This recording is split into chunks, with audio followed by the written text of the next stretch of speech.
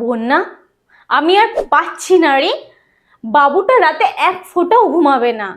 কোলে নিয়ে পায়চারি করতে করতে আমি একদম নাজেহাল হয়ে গেছি। আরে শান্ত হ। নতুন বাবা মাদের এটা প্রতিদিনের রুটিন। তুই একা নয়, অনেকে এইরকম।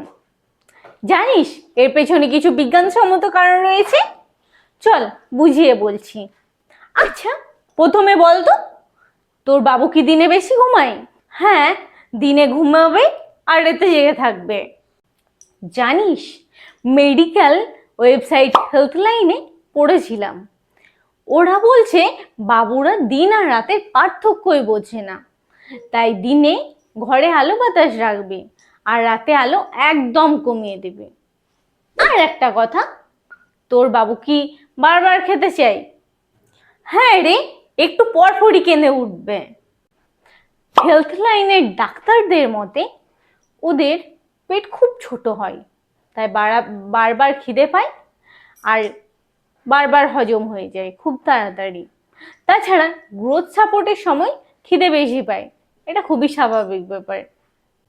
রিম্পার মতো আপনারা যারা বাচ্চার ঘুম নিয়ে খুব চিন্তিত, তারা আজই আমার ওয়েবসাইট bonyasoelnessedit.com এ ভিজিট করুন। সেখানে বাচ্চার স্বাস্থ্য ও ঘুম নিয়ে বিস্তারিত গাইড দেওয়া আছে। অথবা গুগলে সার্চ করুন বন্যা ওয়েলনেস এডিট। আরও এমনি শিক্ষামূলক ভিডিও পেতে আমার চ্যানেল এক্ষুনি সাবস্ক্রাইব করে দিন। বাহ, আমি আজই তোর ওয়েবসাইট দেখে আসবো আর তোর চ্যানেলটাও এক্ষুনি সাবস্ক্রাইব করে দিচ্ছি। কিন্তু পেট ভরে খাওয়ালেও তো কাঁদে, তখন আমি কি করব? তখন দেখতে হবে ওর শারীরিক অস্বস্তি হচ্ছে কিনা। আমি ফার্মেসির পেডিয়াট্রিক আর্টিকেলে দেখলাম ডাইপার ভিজলে, বেশি ঠান্ডা গরম লাগলে বা যদি গ্যাস হয় তাহলেও বাচ্চারা কাঁদে। তাই একটু পেটে ম্যাসেজ করে দিবি। আর জানিস, ঘুমানোর আগে তো খুব খেলা করবে, কিন্তু তবুও ঘুমোবে না। আমি ভাববো ঘুমিয়ে যাবে হয়তো খেললে। এটাই তো ভুল। ফার্মেসির আর্টিকেলে স্পষ্ট বলা আছে ঘুমানোর আগে খুব বেশি আওয়াজ বা খেলাধুলা করলে ওরা ওভার স্টিমুলেটেড হয়ে যায়।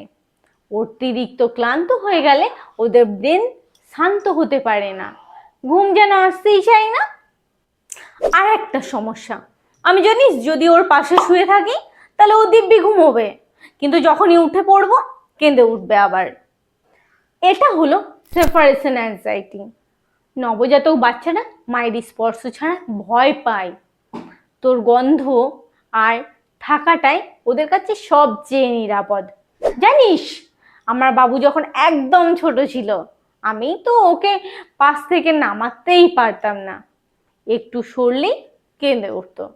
তবে চিন্তা করিস না, সময়ের সাথে সাথে এটা নিজে থেকেই ঠিক হয়ে যাবে।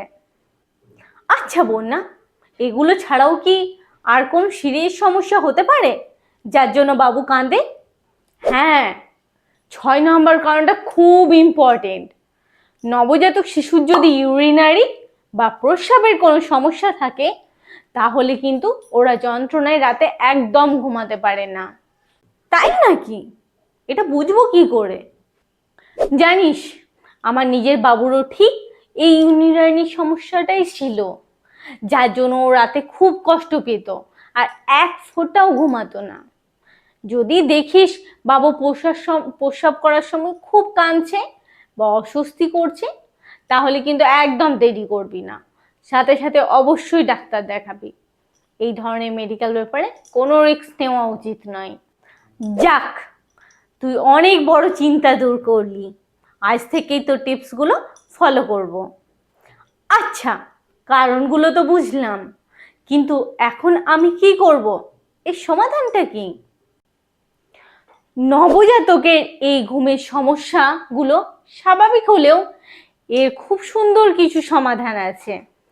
আমি নিজে কিভাবে আমার বাবুর এই সমস্যাগুলো ঠিক করেছিলাম সেই অভিজ্ঞতা আর টিপসগুলো আমি নিয়ে আসছি আমার পরের ভিডিওতে। তাই সমাধানটি মিস না করতে চাইলে এক্ষুনি চ্যানেলটি সাবস্ক্রাইব করে বেল আইকনটি বাজিয়ে দিন। আর আজকের টপিক নিয়ে বিস্তারিত পড়তে ভিজিট করুন ওয়েবসাইট আমার bonyasoilnesedit.com অথবা গুগলে সার্চ করুন বন্যা ওয়েলনেস এডিট। ভালো থাকবেন, সুস্থ থাকবেন আর বাচ্চার যত্ন নেবেন।